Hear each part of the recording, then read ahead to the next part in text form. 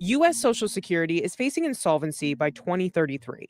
If that trust fund runs short, benefits would have to be cut by around 20%.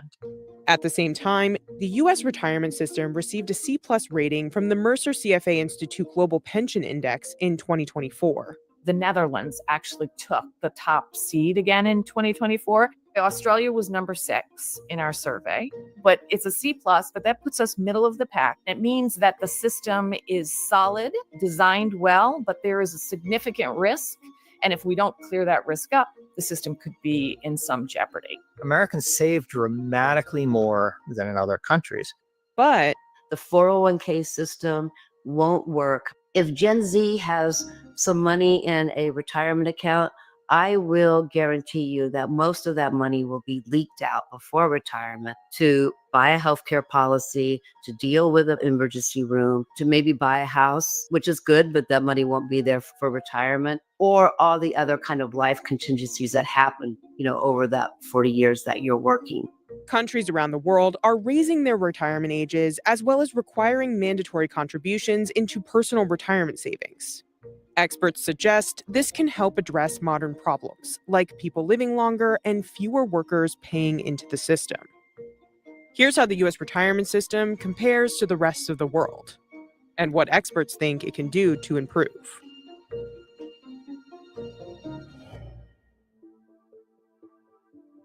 Let's consider some of the features that are often present in the A-grade systems. They are a net replacement rate, including both public and private pensions, of at least 65% for a median income earner with a full career. Private pension coverage of at least 80% of the working age population. Pension contributions that are being invested for the future of at least 12% of wages. And a well-governed and well-regulated private pension system. I think is important to highlight the Netherlands that's in the top all the time. They have just passed rules in the last couple of years. They're moving from a defined benefit arrangement to a defined contribution.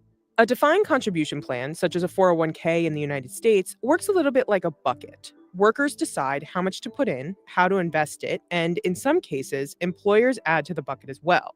In the United States, participation in these plans is voluntary, and workers typically must choose to opt in. Usually, they can access all of the money upon retirement. A defined benefit plan, however, resembles a faucet.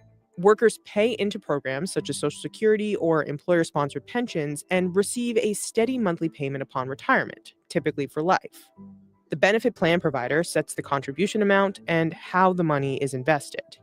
In the Netherlands, there's a mandatory contribution made. You can't opt out of it, either as an employer or an employee. So getting money in the US is a real challenge because it is a voluntary system. But if we're going to stay voluntary, then getting it easier to launch a plan and join a plan is the critical thing for us to focus on.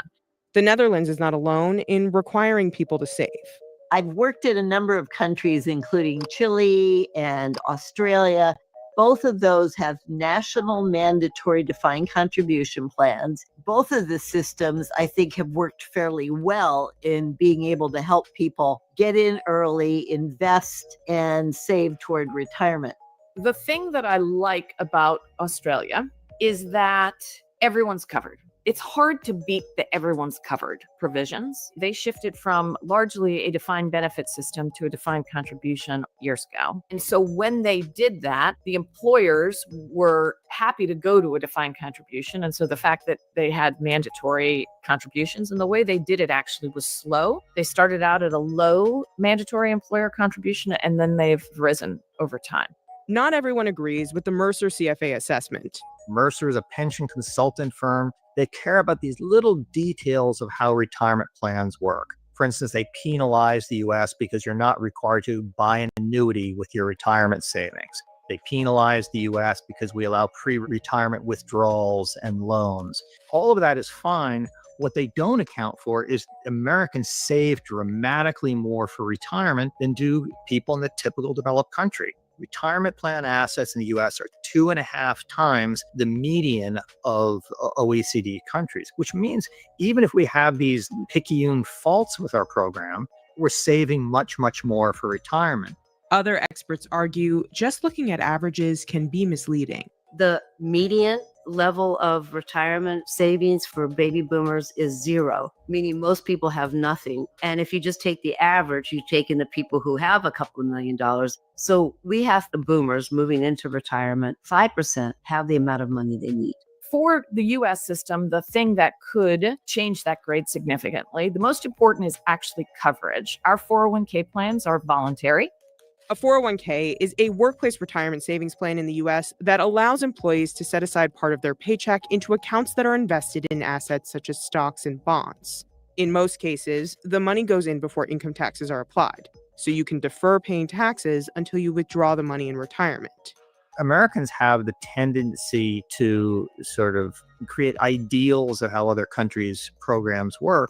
But the reality is that the typical US retiree has a higher income than the typical retiree in the Netherlands or Norway or Denmark or Sweden. So something's working right here. We've got the money in retirement.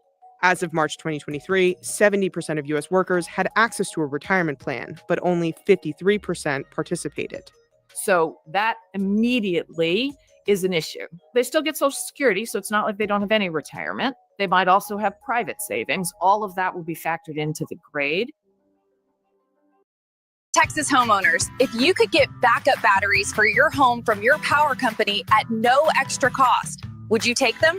I mean, you're already paying an electric bill, right? Wouldn't it be nice to get backup power too, so you're never left in the dark? Well, now you can by switching to the VPA program, and you'll even save money in the process. So wait, what's the catch? That's what most people ask when they hear about the new Texas VPA solar program. Because it's true. You can now power your entire home with solar and get backup battery storage for a locked-in rate of just 12 cents per kilowatt hour. It's cheaper than the grid. And it doesn't cost anything up front to switch, just savings from day one. With the VPA program, your solar system charges your batteries, and those batteries kick in when the grid fails. Which, let's be real, is happening way too often here in Texas. There's no money down, no loan, or having to finance anything. You just pay for the power you use, but at a lower rate than the grid. And you get battery backup included at no extra cost, so you'll always have power when you need it. This will save you money and give you peace of mind. Don't worry, we'll show you the program details and exactly how to check if your home qualifies, so click now.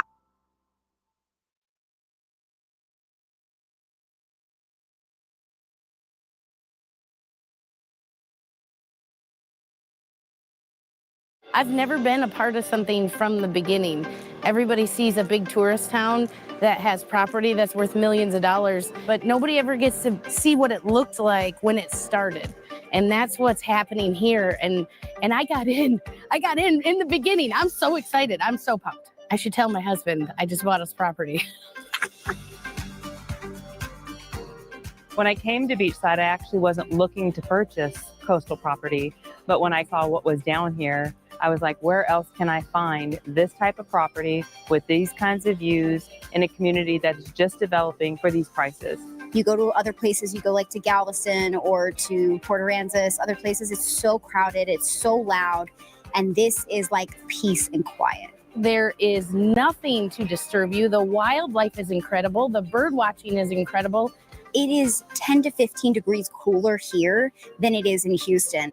This is like a little slice of paradise. From an investment standpoint, this is going to go through the roof. The absolute difference in price alone is insane for what you're getting here versus what you're getting anywhere else. The ability to buy property at a low price, going straight through the developer, not having to build on it right away. It's something we can buy now and build later. You can always rent it out for revenue generation, Airbnb and business purposes. It's going to at least make something more than what I'm investing in right now. Make the investment now so that you can enjoy and reap the benefits later. You have a good amenities which other properties doesn't have. From the clubhouse to the playground to the basketball court to the lighthouse to the fishing docks. I have 3 daughters and they absolutely love to fish, crab, and collect seashells. We have crab traps on the dock behind me. In fact, we have a crab boil going on right over my shoulder right now. I chose to buy here at Beachside because of the integrity of the developer. We've been involved in community projects together. We built orphanages. I love the developers' mindset. They want to give back to the community. It's very diverse in here. The other families coming into this community, they seem like fun, awesome people that are just ready to live their dream life right here at Beachside. This dream that they've had forever of owning beachfront, waterfront, bayfront property is a possibility for them. The way I felt when I signed that piece of paper was excitement. I felt excited for our future, for our retirement, for our children and our grandchildren. You can brag about this property in front of your friends. When I officially signed my name, I felt a lot of peace. This is our family's future, and a lot of memories are going to be made here. We get to watch a sunset every day, right here. Every single day, we get to watch a sunset that we're here.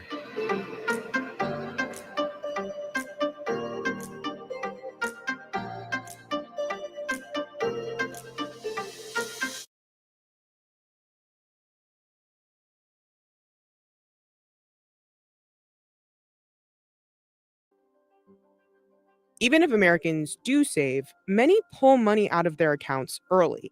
This is called 401k leakage. The assumptions that people will save 10 to 20% of their income every paycheck from the beginning of their work histories, like age 26, is just not credible given human behavior and the way the labor market works. The lost savings due to 401k cash outs was estimated to be between $60 and $105 billion in 2019.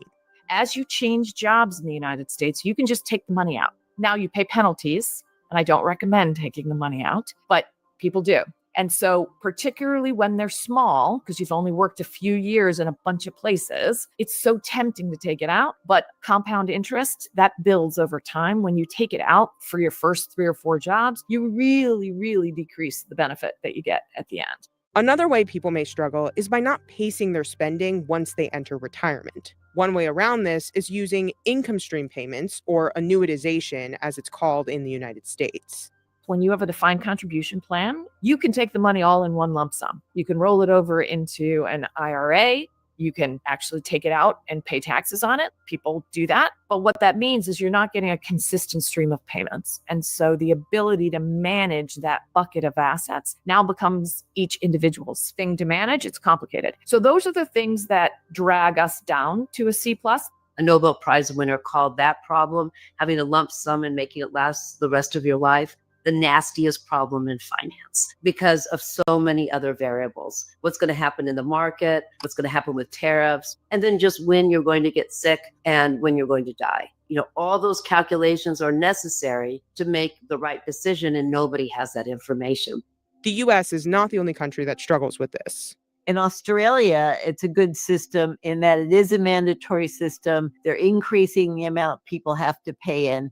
The one thing they didn't get quite right was that they didn't require retirees to take part of their money and buy a lifetime income stream. And so as a result, in Australia, people can still take all or most of their lump sum, go on an overseas experience, travel around the world, and then come back with their handout saying, oh, I'm poor. I wish to get my poor person's pension. And they are paid relatively well from that welfare pension. So there's so many ins and outs that pension plans have to solve, and so many design attributes that you really have to look at each of the stages in life, getting people in, getting them to invest, and then what happens when they retire. And no country has a perfect system. Australia knows that too many people are taking too large of lump sums, and they're worried about the long livers. Guess who they are? They are the women who are left behind in these couples, that the couple makes a decision at retirement, and it's the female, most likely, who has to live through the consequences of it. So what we've learned is that couples tend to spend kind of inappropriately or more money than they should if they were funding as long a life as a female. So you have the risk of poverty and downward mobility skyrocket for women who become widows or become a divorce. And so actually protecting people against taking a lump sum has the effect of protecting women more than men just because of their longevity.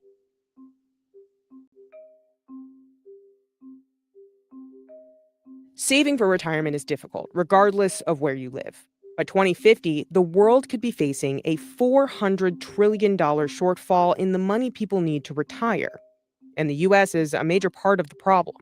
I'm frequently asked as a pension expert, which country has the best retirement system? And my answer is a little bit equivocal. It's that every country's retirement system is a product of the path that it grew on. Some of these proposals, such as a mandatory defined contribution system, may not go over well in the United States. Now, of course, Social Security is mandatory in the United States. So, it's not like we don't have any mandatory benefits, but the idea that this top up, this second tier would be mandatory, I find it hard to believe the US would head in that direction. You can't have the same system every place in the world. What you can is have the best system that you have within the culture that you have. There are some good things in there that drag us up. We've got a significant amount of assets in defined contribution plans. We've had them for a very long time. We still have some people that are covered by defined benefit plans. And in the US, we have a progressive benefit formula in the Social Security program, which means you get more money to your lower waged employees. That also helps with the adequacy. So there are pluses and minuses, and there are things we could do to make it a little bit tighter. And honestly, that is the point of the pension index, is to give everyone an opportunity to understand what's working and then understand what's not and see what they can change. There's a variety of things that you can critique the U.S. retirement system for, but instead of looking at just features, you should look at results. And the results are we save more than in most other countries, and we have among the very, very highest retirement incomes in the world. To me, that speaks to the success of how our program works.